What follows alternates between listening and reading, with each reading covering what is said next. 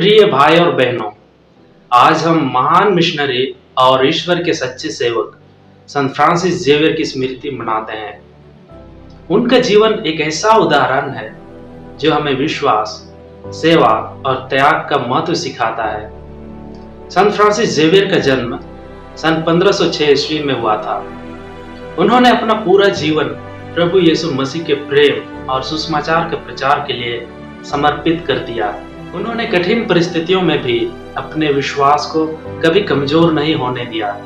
Francis Xavier ने Asia, विशेष रूप से भारत, जापान और मलेशिया में लाखों लोगों को ईसाई धर्म के संदेश से परिचित कराया।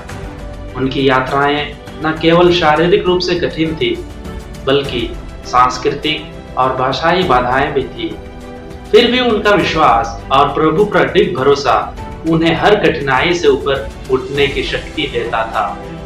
उनकी महानता केवल प्रचार में नहीं थी, बल्कि यह भी थी कि उन्होंने हर व्यक्ति को ईश्वर की संतान मानते हुए बिना किसी भेदभाव के प्रेम और सेवा की।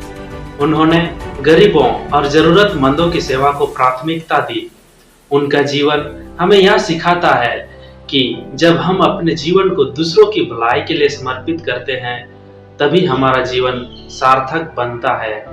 संत फ्रांसिस जेवियर का संदेश आज भी प्रासंगिक है। वे हमें प्रेरित करते हैं कि हम अपने जीवन में ईश्वर के प्रति विश्वास बनाए रखें, दूसरों की सेवा करें और सच्चाई के मार्ग पर चलें।